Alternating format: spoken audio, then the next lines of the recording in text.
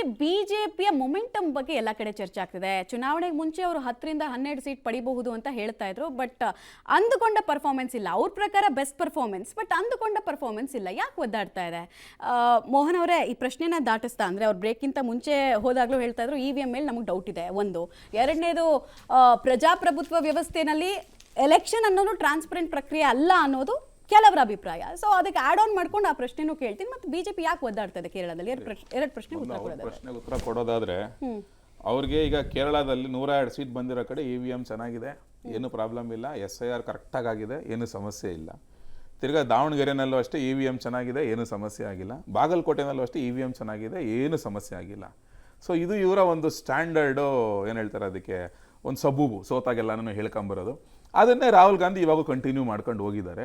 ಅಲ್ಲಿ ದುರಾಡಳಿತ ಅಲ್ಲಿನ ಜನಕ್ಕೆ ಗೊತ್ತು. ಆ ಜನ ಓಡಿಸಿರೋದು ಇವತ್ತು ಓಟ್ ಹಾಕ್ಬಿಟ್ಟು, ಯಾರಿಗೆ ನಮ್ಗೆ ಓಟ್ ಹಾಕ್ಬಿಟ್ಟು ಮಮತಾ ಬ್ಯಾನರ್ಜಿನ ಓಡಿಸಿರೋದು ಸರಿ ಕೆಲಸ ಮಾಡ್ತಾ ಇಲ್ಲ ಅಂತ. ಇದು ಸ್ಟ್ಯಾಂಡರ್ಡ್ ಆಯ್ತಲ್ಲ. ಅವ್ರು ಹೇಳ್ಕೊಂಡಿರ್ಲಿ, ಜನ ಇದು ನೋಡ್ತಿರ್ತಾರೆ, ಜನಕ್ಕೂ ಗೊತ್ತು ಡ್ರಾಮಾಗಳು, ಇವ್ರನ್ನ ಆಚೆ ಹಾಕೋ ಕೆಲಸ ಮಾಡ್ತಾನೆ ಇರ್ತಾರೆ ಅವರು. ಓಕೆ, ಕಮಿಂಗ್ ಟು ಕೇರಳ ನೋಡಿ, ಕೇರಳದಲ್ಲಿ ನಾವು ಇನ್ರೋಡ್ಸ್ ಮಾಡ್ತಾ ಇದೀವಿ, ಇಲ್ಲ ಅಂತಲ್ಲ, ಆಯ್ತಲ್ವಾ. ಕಳೆದ ಬಾರಿ ನಾವು ಲೋಕಸಭಾ ಚುನಾವಣೆಯಲ್ಲೂ ಅಷ್ಟೇ ಸುರೇಶ್ ಗೋಪಿ ಅವರು ಗೆದ್ದಿದ್ರು. ತಿರ್ಗಾ ನಾವು ತ್ರಿವೆಂಡ್ರಮ್ನಲ್ಲಿ ರಾಜು ಚಂದ್ರಶೇಖರ್ ಅವರು ಆಲ್ಮೋಸ್ಟ್ ಒಂದು 5,500 ಮತದಿಂದ ಸೋತಿದ್ರಷ್ಟೇ. ಆಲ್ರೆಡಿ ಒಂದು ಬೇಸ್ ಇತ್ತು ನಮಗೆ.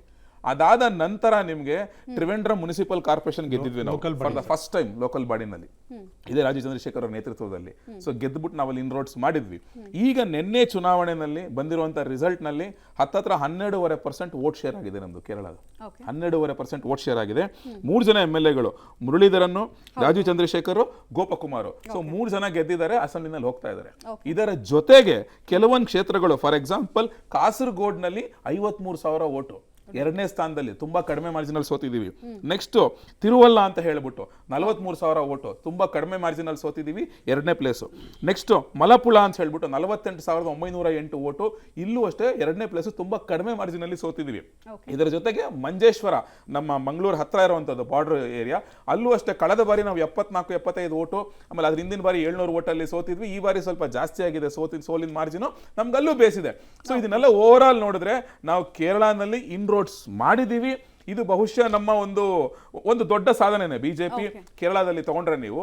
ಸೊ ಅದನ್ನ ಮುಂದಿಟ್ಕೊಂಡು ನಾವು ಮುಂದಿನ ಚುನಾವಣೆಯಲ್ಲಿ ವರ್ಕ್ ಮಾಡಿ ನಾವು ಅಧಿಕಾರಕ್ಕೆ ಬರುವಂತ ಕೆಲಸ ಅಂತೂ ಮಾಡೇ ಮಾಡ್ತೀವಿ. ಪೋಲರೈಸೇಷನ್ ಬಗ್ಗೆ ನಾವು ಮಾತಾಡೋಣ. ವೆಸ್ಟ್ ಬೆಂಗಾಲ್ನಲ್ಲಿ ಪೋಲರೈಸೇಷನ್ ಕಾರಣಕ್ಕೋಸ್ಕರನೇ ಗೆದ್ರು ಅನ್ನುವಂತಹ ಒಂದು ವಾದ ಇದೆ. ಕೇರಳದಲ್ಲಿ ಆ ತಂತ್ರಗಾರಿಕೆ ವರ್ಕ್ ಆಗ್ತಾ ಇಲ್ಲ. ಬಿಜೆಪಿ ಐಡಿಯಾಲಜಿಯನ್ನ ಜನ ಒಪ್ತಾ ಇಲ್ಲ, ಕಾಂಗ್ರೆಸ್ನ ಐಡಿಯಾಲಜಿನ ಒಪ್ಪಿದ್ದಾರೆ, ಹೀಗಾಗಿ ಅವ್ರಿಗೆ ಮಣೆ ಹಾಕಿದ್ದಾರೆ ಅನ್ನೋ ಮಾತಿದೆಯಲ್ಲ. ಪೋಲರೈಸೇಷನ್ ರಾಜಕಾರಣದ ಬಗ್ಗೆ ಪದೇ ಪದೇ ಬಿಜೆಪಿ ಮೇಲೆ ಯಾಕೆ ಆರೋಪ? ಅದರಿಂದ ಆಚೆನೆ ಬರೋದಕ್ಕೆ ಯಾಕಾಗಲ್ಲ? ಅದನ್ನ ಬಿಟ್ಟು ರಾಜಕಾರಣ ಯಾಕೆ ಬಿಜೆಪಿ ಮಾಡಕ್ಕಾಗಲ್ಲ ಅಂತ? ಅಲ್ಲ, ಅದು ಆರೋಪ ಅಷ್ಟೇ. ನೀವು ಹೇಳ್ದಂಗೆ, ನೀವು ಪಶ್ಚಿಮ ಬಂಗಾಳಕ್ಕೆ ಅಂತ ಹೋದ್ರೆ ಪ್ರಧಾನಮಂತ್ರಿಗಳು ಹತ್ತತ್ರ ಒಂದು 12-13 ರ್ಯಾಲಿ ಮಾಡಿದ್ದಾರೆ, ಒಂದು 20 ರೋಡ್ ಶೋಗಳು ಮಾಡಿದ್ದಾರೆ. ಇದರ ಜೊತೆಗೆ ಅಲ್ಲಿನ ನಮ್ಮ ಒಂದು ಕೇಡಾರ್ ಆಗ್ಬೋದು, ನಮ್ಮ ಕಾರ್ಯಕರ್ತರು, ತಿರ್ಗ ನಮ್ಮ ಸುವೇಂದು ಅಧಿಕಾರಿ ಆಗ್ಬೋದು, ವಿರೋಧ ಪಕ್ಷದಲ್ಲಿ ಕೂತು ಯಾವ ರೀತಿಯಾಗಿ ಒಂದು ಸರ್ಕಾರವನ್ನ ಕಟ್ಟಾಕ ಕೆಲಸವನ್ನ ಮಾಡಿದ್ದಾರೆ. ನಿಮ್ ಪಶ್ಚಿಮ ಬಂಗಾಳ ಅಂತ ತಗೊಂಡ್ರೆ ಯಾಕೆ ನೀವು ಬರೀ ಪೋಲರೈಸೇಷನ್ ಬಗ್ಗೆನೇ ಮಾತಾಡ್ತೀರಾ? ಅದರಿಂದ ಆಚೆಗಳಿಗೂ ಇಶ್ಯೂ ಬಂದಿಲ್ವಾ? ಫಾರ್ ಎಕ್ಸಾಂಪಲ್ ಆರ್ಜಿಕರ್ ಆಸ್ಪತ್ರೆನಲ್ಲಿ, ಅಲ್ಲ ಒಂದ್ ನಿಮಿಷ ಮುಗಿಸ್ಬಿಡ್ತೀನಿ, ಆರ್ಜಿಕರ್ ಆಸ್ಪತ್ರೆನಲ್ಲಿ ಒಬ್ರು trainee doctor rape and murder case ಆಗ್ಬೋದು, ಅಲ್ಲಿ ಸಿಕ್ಕಾಕೊಂಡವ್ರು ಯಾರು, ಅವ್ರನ್ನ ಪ್ರೊಟೆಕ್ಟ್ ಮಾಡಿದವ್ರು ಯಾರು? ಇದೇ TMC ಕಾರ್ಯಕರ್ತ ಗುಂಡಾಗಳು. ನೆಕ್ಸ್ಟ್ ಸಂದೇಶ್ ಕಾಲಿನಲ್ಲಿ ಮಹಿಳೆ ಮೇಲೆ ಆದಂತ ಸಾಮೂಹಿಕ ಅತ್ಯಾಚಾರ ಆಗ್ಬೋದು, ಅಲ್ಲಿ ಸಿಕ್ಕಾಕೊಂಡವ್ರು ಯಾರು? ಈ TMC ಗುಂಡಾಗಳು. ಸೊ ಈ ವಿಚಾರಗಳು ಚರ್ಚೆಗೆ ಬಂತು. ತಿರ್ಗಾ ಟೀಚರ್ಸ್ ರೆಕ್ರೂಟ್ಮೆಂಟ್ ಸ್ಕ್ಯಾಮ್ ಆಯ್ತಲ್ಲಿ, ಆಯ್ತಲ್ವಾ? ತಿರ್ಗಾ ಬಹಳ ಹಿಂದೆ ಹೋದ್ರೆ ನಿಮ್ಗೆ ಶಾರದಾ ಚಿಟ್ ಫಂಡ್ ಸ್ಕ್ಯಾಮ್ ಆಗಿತ್ತು. ಈ ರೀತಿಯಾಗಿ ಸ್ಕ್ಯಾಮ್ ಮೇಲೆ ಸ್ಕ್ಯಾಮ್ಗಳಾಗ್ತಾ ಇತ್ತು. ಲಾ ಅಂಡ್ ಆರ್ಡರ್ ಕುಸ್ತೋಗಿತ್ತು. ಬಾಂಗ್ಲಾದೇಶ್ ಇನ್ಫಿಲ್ಟ್ರೇಟರ್ಸ್ ಹೊರಗಡೆ ಬರ್ತಾ ಇದ್ರು. ನಿಮ್ಗಲ್ಲಿ ಕೊಲೆಗಳಾಗ್ತಾ ಇತ್ತು. ಇದರ ಜೊತೆಗೆ ಕಣ್ಣ ಮುಂದೆನೆ ಕಲ್ಕತ್ತಾದಲ್ಲಾಗ್ಬೋದು ಅಥವಾ ಮಾಲ್ದಾ ಅಂತ ಪ್ರದೇಶಗಳಲ್ಲಿ ಹಿಂದೂಗಳು ಒಂದು ಹಬ್ಬದ ಆಚರಣೆ ಮಾಡಬೇಕು ಅಂತ ಹೇಳಿದ್ರೆ, ಒಂದು ಪ್ರೊಸೆಷನ್ ಮಾಡಬೇಕು ಅಂತ ಹೇಳಿದ್ರೆ ಗೋಗರಿ ಬೇಕಾಗಿತ್ತು ಸರ್ಕಾರದ ಹತ್ರ ಒಂದು ಪರ್ಮಿಷನ್ ತಗೊಳ್ಳೋದಕ್ಕೆ. ವೆರಾಸ್ ಮುಸಲ್ಮಾನರಿಗೆ ಅಷ್ಟೊಂದು ಗೋಗರಿಯೋ ಸಮಸ್ಯೆನೇ ಇರಲಿಲ್ಲ, ಫುಲ್ ಫ್ರೀಡಮ್ ಕೊಟ್ಟಿದ್ರು. ಇದೆಲ್ಲ ಕಣ್ ಮುಂದೆ ಇತ್ತು. ನೀವ್ ಯಾಕೆ ಕೇವಲ ಬರೀ ಒಂದು ವಿಚಾರವನ್ನ ಮಾತ್ರ ಇಟ್ಕೊಂಡಿದ್ದೀರಾ? ಇದು ಹಿಂದೆ ಅಲ್ಲಿದ್ದಂತ ಸ್ಕ್ಯಾಮ್ಗಳಾಗಬಹುದು, ಅಲ್ಲಿ ನಡೆದಂತ ಲಾ ಅಂಡ್ ಆರ್ಡರ್ ಇಶ್ಯೂ ಆಗ್ಬೋದು. ಡೆವಲಪ್ಮೆಂಟ್ ಅಂತ ಬಂದ ತಕ್ಷಣ ಮೇಡಮ್, ಒಂದ್ ನಿಮಿಷ, ಡೆವಲಪ್ಮೆಂಟ್ ಅಂತ ಬಂದ ತಕ್ಷಣ ಏನೂ ಇಲ್ಲ ಪಶ್ಚಿಮ ಬಂಗಾಳದಲ್ಲಿ. ಇವತ್ತು ನಿಮಗೆ ನೆನಪಿದ್ರೆ ಇದೆ, ಟಾಟಾದವ್ರು ನಾನಾ ಫ್ಯಾಕ್ಟರಿ ಮಾಡ್ಬೇಕು ಅಂತ ಹೋದಾಗ ಯಾವ ರೀತಿ ಒಕ್ಲೆಬ್ರಿಸಿದ್ರು.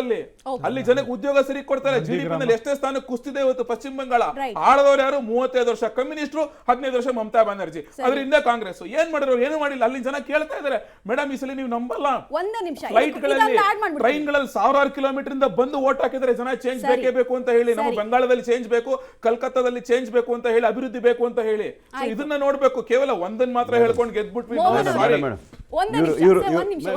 ಅವರೇ ಆನ್ಸರ್ ಮಾಡಲಿ.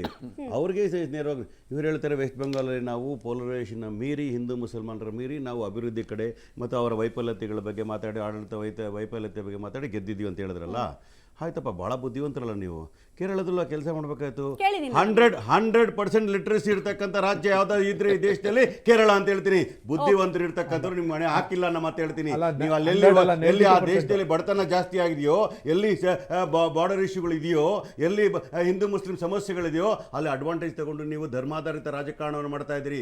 ಧರ್ಮವನ್ನು ಹೊರತುಪಡಿಸಿ ನೀವು 5 ಸೀಟುಗಳು ಗೆಲ್ಲಕ್ಕೆ ಸಾಧ್ಯ ಇಲ್ಲ ಈ ದೇಶದಲ್ಲಿ. ನಮ್ಮ ಮಾತನ್ನು ಹೇಳ್ತೀನಿ. ಧರ್ಮವನ್ನು ಬದಿಗೊತ್ತಿ ಅಭಿವೃದ್ಧಿ ಬಗ್ಗೆ ಮಾತಾಡಿ ಸವಾಲನ್ನು ಹಾಕ್ತೀನಿ ನಿಮಗೆ ಮಾತನ್ನು ಹೇಳ್ತೀನಿ. ಈಗ ಕೇರಳದ ಅವ್ರು ಕೇಳಿದ ಪ್ರಶ್ನೆಗೆ ನಾನು ಉತ್ತರ ಕೊಟ್ಬಿಡ್ತೀನಿ. 100% ಲಿಟ್ರಸಿ ನೋಡಿ, 40% difference. Let me tell you, 40% difference vote between Congress and BJP. ಯಾಕೆ ಡಿಫರೆನ್ಸ್? ಶಿಕ್ಷಕರಿಗೆ ನಿಮ್ಮ ಬಂಡವಾಳ ಗೊತ್ತಾಗಿದೆ. ಇದು ದೇಶಕ್ಕೆಲ್ಲ ಗೊತ್ತಾಗ್ತಾ ದಿನಗಳು ಬಹಳ ದೂರ ಇಲ್ಲ. ಬರ್ದಿಟ್ಕೊಳ್ಳಿ, ಹೇಳ್ತೀನಿ ಕೇಳಿ. ಎಲ್ಲಿ ಧರ್ಮದ ವಿಚಾರ ಬರ್ತದೋ, ಎಲ್ಲಿ ಸೆಂಟಿಮೆಂಟ್ ವಿಚಾರ ಬರ್ತದೋ, ಎಲ್ಲಿ ಬಾರ್ಡರ್ ಸೆಕ್ಯೂರಿಟಿ ವಿಚಾರಗಳು ಬರ್ತವೋ, ಎಲ್ಲಿ ಇನ್ಫಿಲ್ಟ್ರೇಷನ್ ವಿಚಾರ ಬರ್ತದೋ, ಭಾವನಾತ್ಮಕ ವಿಚಾರಗಳನ್ನ ಮಾತ್ರ ನೀವು ಮಾಡ್ಲಿಕ್ಕೆ ಸಾಧ್ಯ. ಬಿಜೆಪಿಯ ಈ ದೇಶವನ್ನ ಹಿಂದೂ ಮುಸ್ಲಿಂ ಮಾಡ್ತಕ್ಕಂಥ ಡಿವಿಜನ್ ಪಾಲಿಟಿಕ್ಸ್ ನ ದಕ್ಷಿಣ ಭಾರತದಲ್ಲಿ ಯಾವುದೇ ರಾಜ್ಯ ಕೂಡ ಒಪ್ಕೊಳ್ಳೋದಿಲ್ಲ, ಕರ್ನಾಟಕ ಕೂಡ ಒಪ್ಕೊಳ್ಳೋದಿಲ್ಲ. First point Kerala. ಒಂದ್ ನಿಮಿಷ ಸರ್, ಅವ್ರು ಕೇಳಿದ ಅವರು ಇದ್ದಾರೆ ನಿಮ್ ಪಾರ್ಟ್ನರ್. ಉತ್ತರ ಕೊಟ್ಬಿಡ್ತೀನಿ. 100% ಲಿಟ್ರಸಿ ಇರೋ ಇದೇ ಕೇರಳನೇ 2021 ಕಾಂಗ್ರೆಸ್ ರಿಜೆಕ್ಟ್ ಮಾಡಿದ್ದು.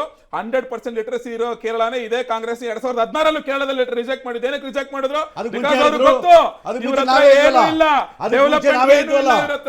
ಬರೀ ಕುಟುಂಬ ರಾಜಕಾರಣ,